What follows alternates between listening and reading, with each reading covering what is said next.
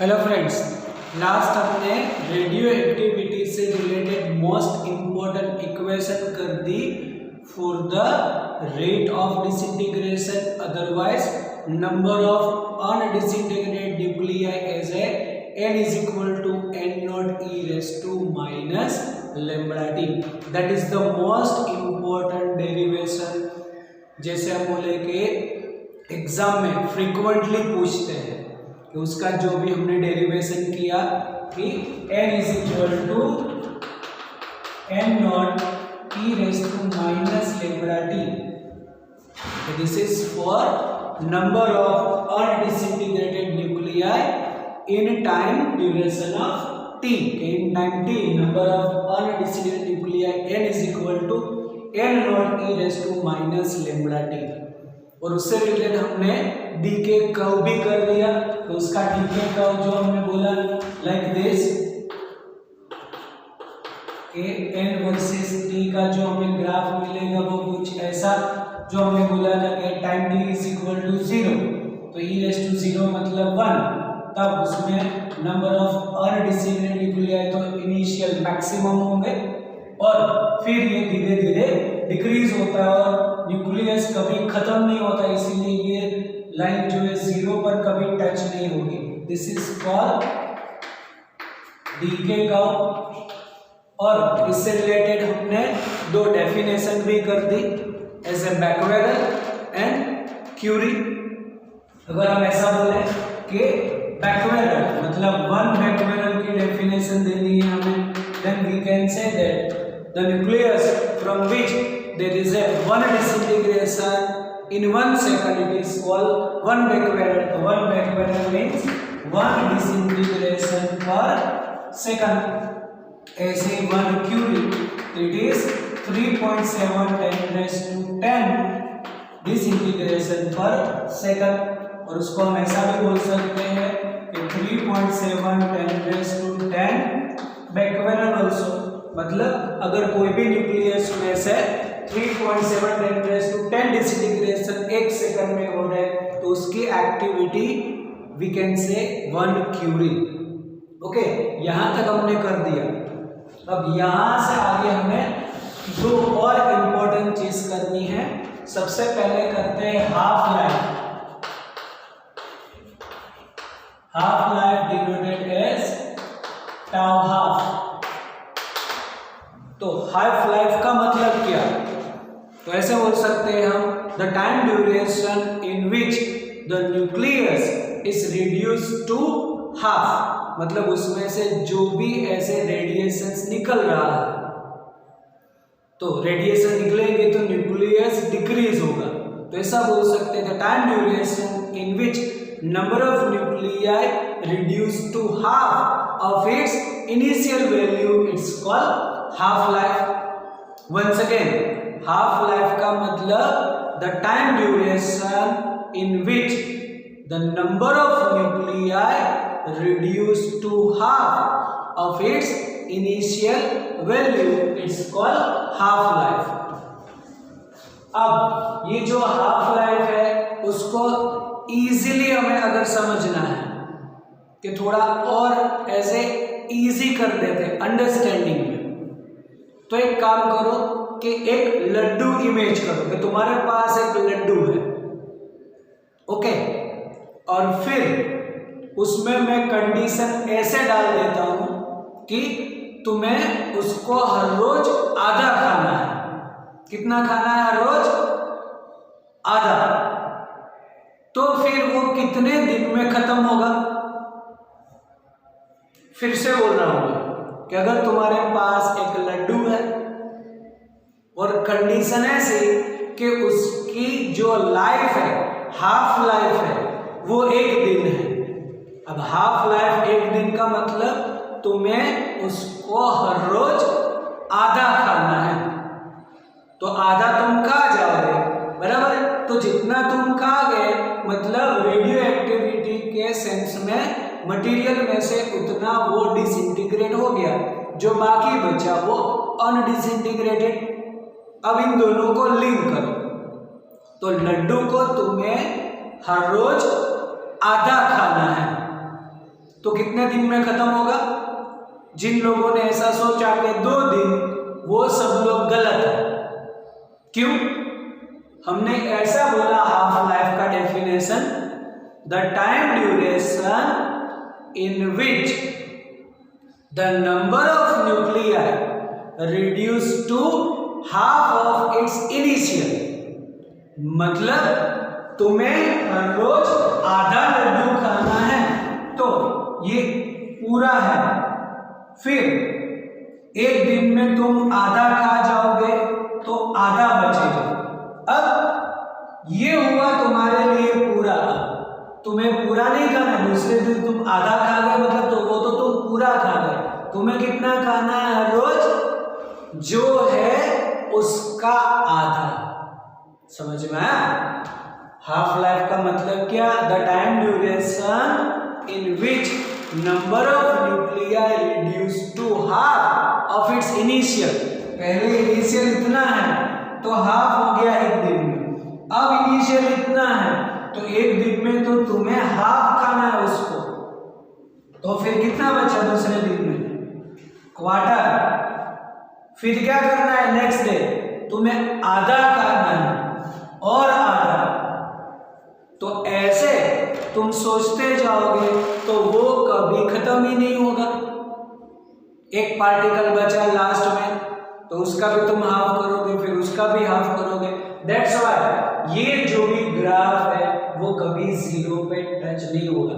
Nucleus कभी खत्म ही नहीं होता, क्योंकि बहुत सारे न्यूक्लियस ऐसे भी है कि जिसका हाफ लाइफ ही 100 ईयर्स या मोर देन 100 ईयर्स है। 100 ईयर्स के बाद तो सिर्फ वो हाफ होंगे, दूसरे 100 ईयर्स के बाद जो है उसका हाफ मतलब 25% बचेगा, फिर 12.5 बचेगा, 6.25% बचेगा। आ रहा है समझ में? तो ये है हाफ लाइफ। तो हमें हाफ लाइफ का इक्वेशन डिराइव करना है।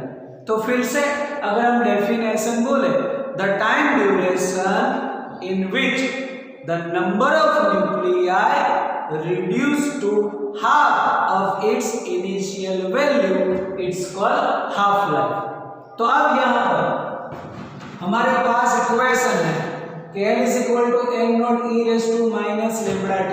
चलो उसी को हम यूज करते हैं कि using n is equal to n naught e raised to minus lambda t। अब हमने क्या बोला? For the half life number of nuclei reduce to half of its initial value, मतलब इनिशियल इतना है तो कितना हो जाएगा ये? n nought by 2। मतलब अगर मैं ऐसा करूं कि इफ जो टाइम है वो मैं टाउ हाफ ले लूं, simple you can write t half also. हाँ देखो, सिंबल तो तुम हाफ लाइफ का कुछ भी कर सकते हो, टाउ हाफ भी लिख सकते हो और टी हाफ भी लिख सकते हो, कोई प्रॉब्लम नहीं। तो अगर टाइम जो है वो मैं टाउ हाफ लिखूं तो नंबर ऑफ अनडिसिप्लिन कितना हो जाएगा? इनिशियल का हाफ। अरे समझ लो। तो चलो अब यहाँ पर मैं रख दूं it is n nought by 2, it is n nought e raise to minus lambda tau half. देखो तो ये तो कैंसिल हो गया, ये बचा 1/2। अब अगर ये e रेज़ टू माइनस है उसको मुझे प्लस लिखना है तो डिनोमिनेटर में लिखूं तो प्लस लिख सकता हूं। क्लियर? अब ये दोनों डिनोमिनेटर में तो दोनों का रेसिप्रोकल कर दो, मतलब 2 is equal to e raise to lambda tau half. अब यहां पर अभी e को रिमूव करना है, तो जैसे हमने कल किया था कि अगर कोई भी हमारे पास ln a है इज इक्वल टू b, तो मैं बोल सकता हूं a is equal to e raise to b।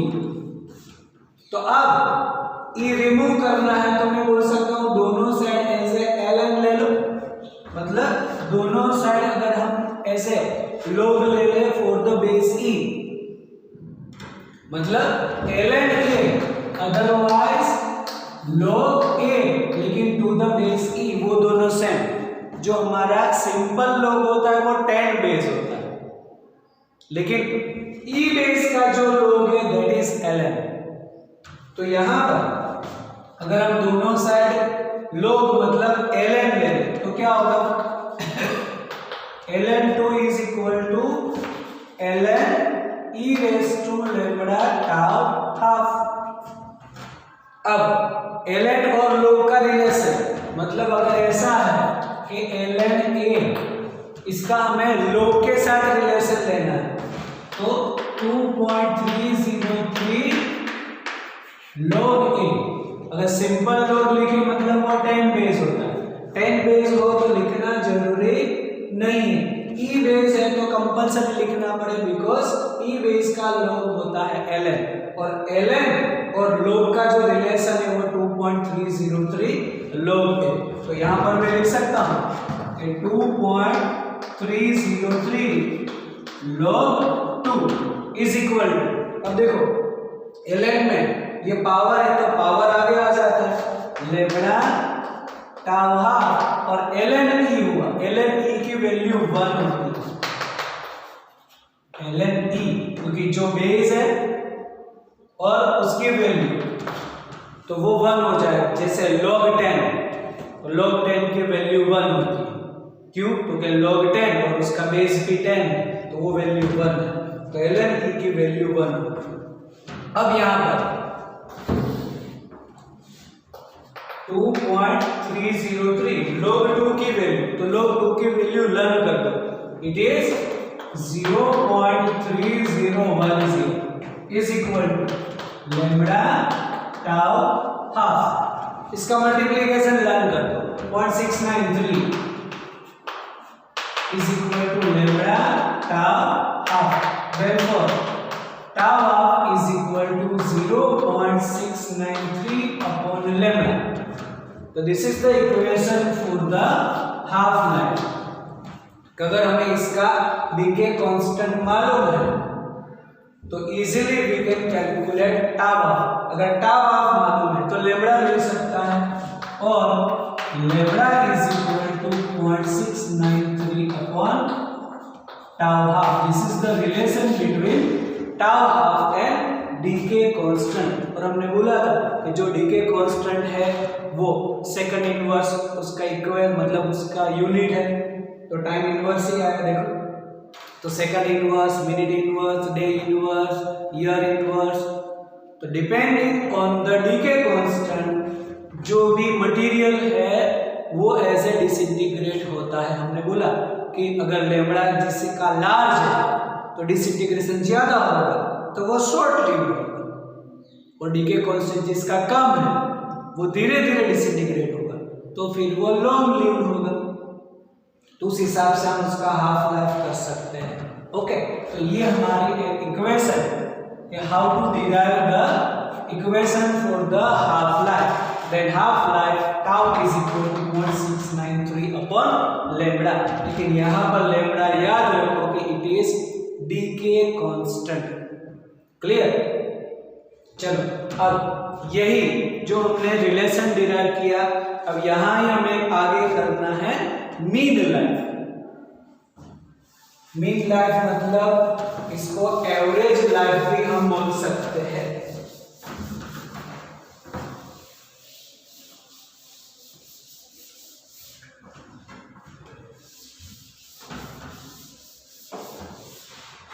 तो हमें एक इक्वेशन डिराइव करनी है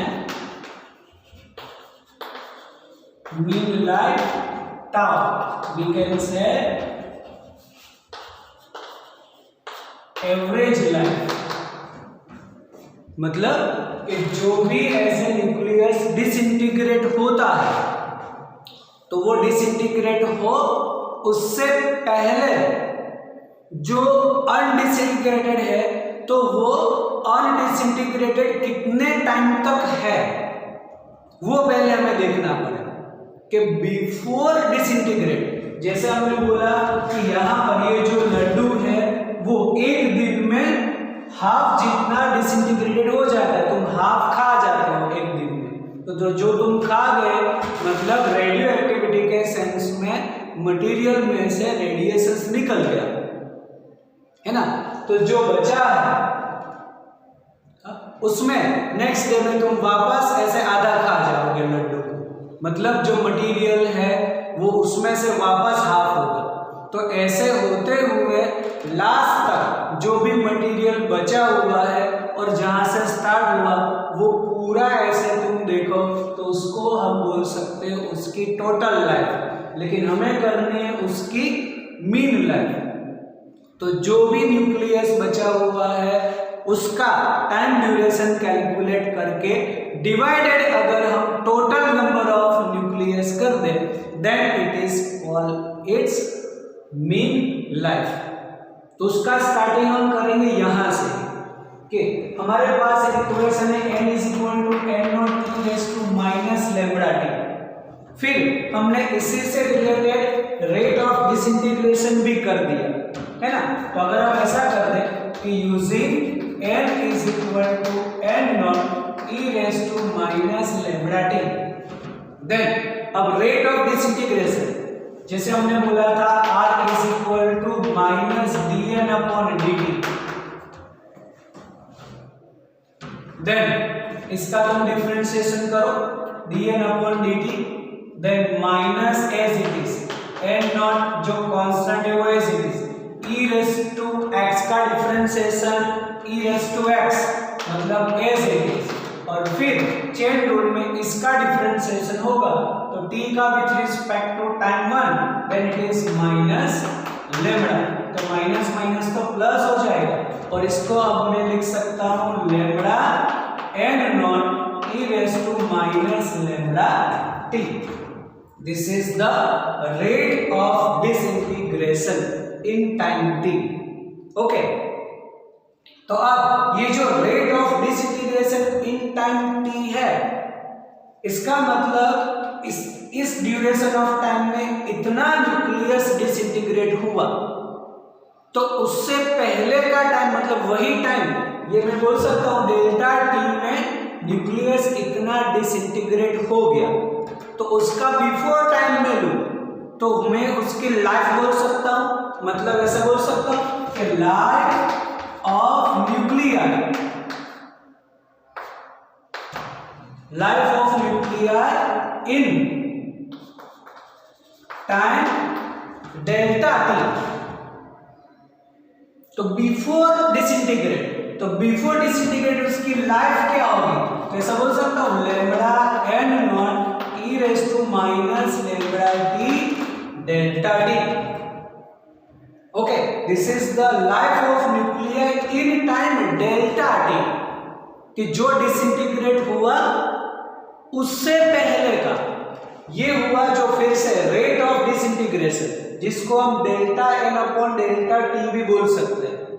ओके, अब ये डेल्टा t में वापस मल्टीप्लाई कर दूं then this is called life of nuclear, मतलब रेट ऑफ डिसइंटीग्रेशन। डिसइंटीग्रेशन हो गया लेकिन जितने टाइम में हुआ वही टाइम तू वापस पहले का सोचो। जैसे मैं बोल दूं कि ये लड्डू एक दिन में हाफ हो गया, तो एक दिन पहले का लाइफ सोचो, तो जो बचा हुआ है उसका एक दिन बिफोर टाइम तुम मल्टीप्लाई करो, this is called life of that लड्डू, तो लाइफ ऑफ दैट न्यूक्लियर। तो life of that nuclear in time delta T क्या होगा, तो जो रेट ऑफ डिसइंटीग्रेशन उसको डेल्टा टी से मल्टीप्लाई करो। देखो यहाँ पर तुम डेल्टा टी मल्टीप्लाई करोगे this is the dn delta n, तो डेल्टा n जो है वो न्यूक्लियर अभी डिसइंटीग्रेट नहीं हुआ है, वो कब होगा डेल्टा टी टाइम के बाद। तो in time duration of delta T the life of nuclear is lambda n0 e⁻ λt delta T. Okay, अब अगर मैं इनिशियल से बात करूं, ये तो सिर्फ टाइम ड्यूरेशन हुआ, अगर इनिशियल से बात करी मतलब from 0 time t is equal to 0 से t टाइम तक बात करें, it is called total life of the nuclear. तो अगर मैं ऐसा बोलूंगा total life of the nuclear,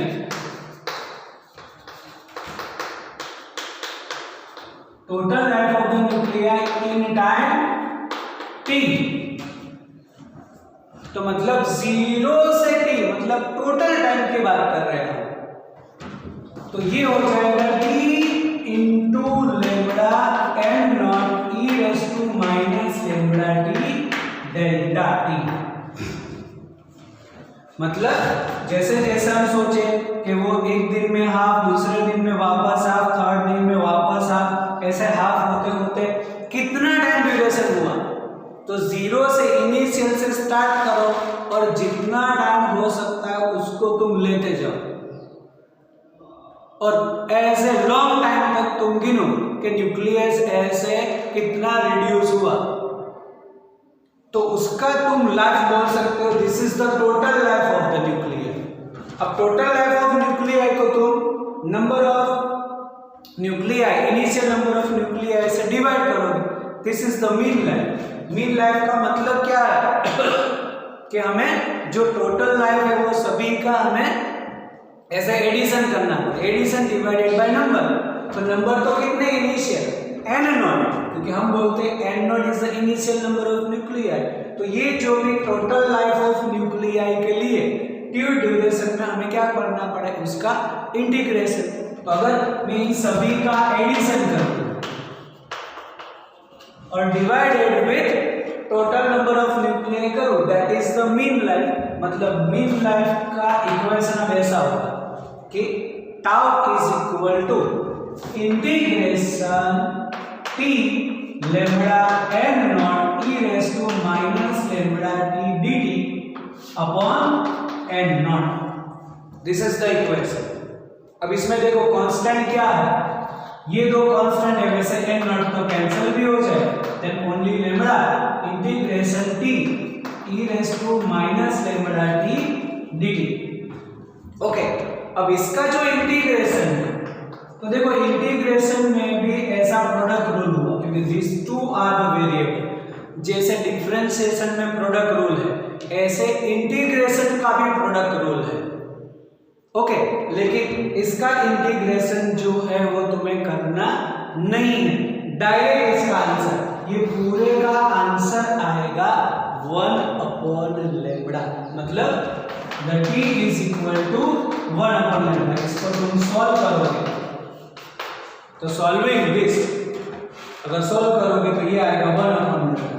then the mean life and decay constant are inversely proportional to each other. तो इसका आंसर तुम्हें डायरेक्ट लिख देना। कैसा लिख देना कि सॉल्विंग दिस क्या मिलेगा, 1 upon lambda. Then mean life is 1 upon lambda. इसका जो भी इंटीग्रेशन है, लिखा हुआ इंटीग्रेशन है, वो तुम्हें मिल जाएगा ऐसे, और उसमें से तुम्हें देख लेना है। बाकी डायरेक्ट एग्जाम में तो तुम्हें डायरेक्ट लिखने का सॉल्विंग दिस 1 अपॉन लेमड़ा, क्योंकि ये जो इंटीग्रेशन है वो पार्ट तुम्हें दिखाना कंपलसरी नहीं है। तो डायरेक्ट लिख दो delta is equal to 1 upon lambda.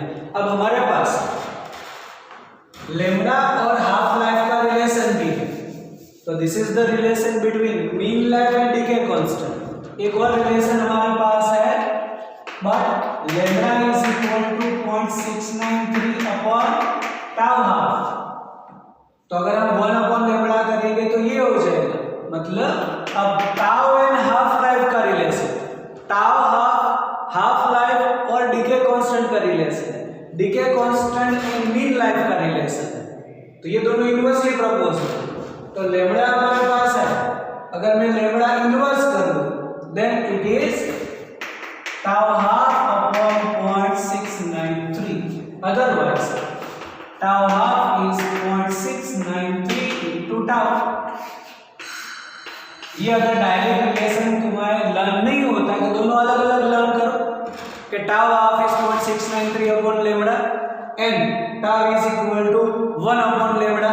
तो ये हो सकता है कि tau is equal to tau half upon 0.693, क्योंकि ये इसका इनवर्स हो जाएगा। तो हमारे पास टाउ हाफ का रिलेशन है, tau half is 0.693 upon lambda. तो 1 अपॉन लेमड़ा का आंसर तुम ये बोल सकते हो कि टाउ हाफ अपॉन 0.693 जो भी है। तो दोनों का रिलेशन अलग अलग लर्न करो, दोनों को मिक्स करो तो भी हो सकता है। अदरवाइज दोनों अलग अलग ही रखो और फिर as per the requirement, MCQ में किसकी रिक्वायरमेंट है, तुम्हें हाफ लाइफ दिया है और पूछा है मीन लाइफ, कर सकते हो। ओके, मीन लाइफ दिया है और पूछा है हाफ लाइफ, तो भी कर सकते हो। तो दोनों अलग अलग रिलेशन याद रखो कि tau half is 0.693 upon lambda and lambda is equal to 1 upon tau. तो डायरेक्टली रिलेशन मिल सकता है, फिर इसको सॉल्व कर दो, आंसर मिल जाएगा किसी का भी। तो by this way we can calculate half life, equation for the half life and equation for the mean life. अब इसमें याद रखो कि मीन लाइफ जो है that is inversely proportional to the lambda and जो यहाँ पर टाउ हाफ है वो भी inversely proportional to the lambda है। इसीलिए दोनों से रिलेटेड अगर हमें न्यूमेरिकल या एमसीक्यू के अंदर ऐसा पूछे कि दो ऐसे हमें अल्फा या बीटा पार्टिकल्स दे रखे हैं और दोनों का हमें लेमड़ा दे रखा है, डीके कांस्टेंट दे रखा है और उससे रिलेटेड कुछ डिसइंटीग्रेशन पूछा है, तो डीके कांस्टेंट डायरेक्ट किसी का ऐड नहीं होता। ओके, क्योंकि decay constant mean life inversely proportional है, डीके कांस्टेंट हाफ लाइफ वो भी इनवर्सली प्रोपोर्शनल है। मतलब अगर कुछ ऐसा हुआ कि देखो, अगर हमें अल्फा और बीटा पार्टिकल से रिलेटेड कुछ हाफ लाइफ दे रखा है कि half life of alpha particle 5 years, half life of beta particles कुछ 2 years, sorry decay constant for the alpha particle कुछ 5 इयर्स बोला है, 5 ईयर इनवर्स, और ऐसे बीटा का कुछ 2 ईयर इनवर्स बोल रखा है और पूछा है कि कैलकुलेट टोटल डीके कांस्टेंट। तो टोटल डीके कांस्टेंट जो है वो तुम डायरेक्ट ऐड कर सकते हो, मतलब जो डीके कांस्टेंट दे रखा है हमने, तो decay constant, total decay constant you can say lambda alpha plus lambda beta, decay constant direct add होता है।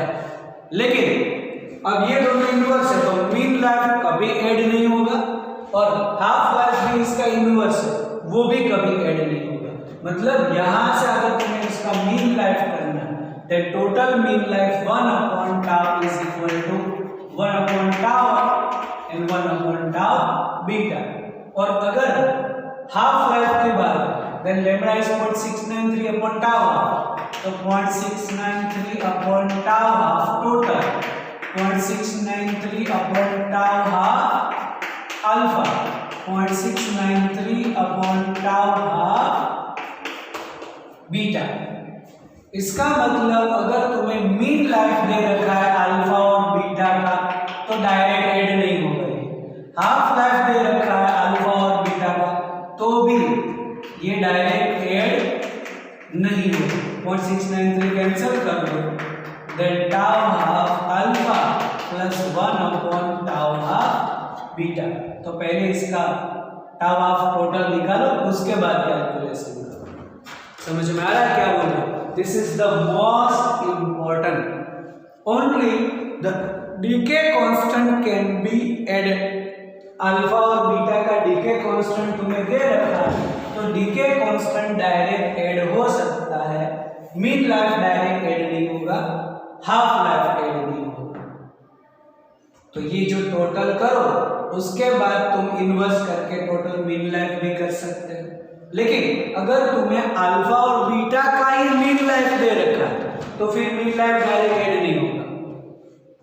ऐसे ही हाफ लाइफ दे रखा है अल्फा बीटा का तो भी डायरेक्ट हाफ लाइफ ऐड नहीं, मतलब ये दो क्वांटिटी डायरेक्ट ऐड नहीं होती, तो इसको तुम्हें ऐसा इन्वर्स करके करना पड़े, इसको भी इन्वर्स करके करना पड़े। आ रहा है समझ में?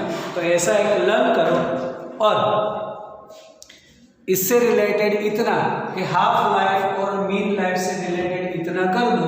अब नेक्स्ट में हम ऐसे अल्फा डीके, बीटा डीके और ऐसे गेमा डीके के डिस्कशन करेंगे। ओके।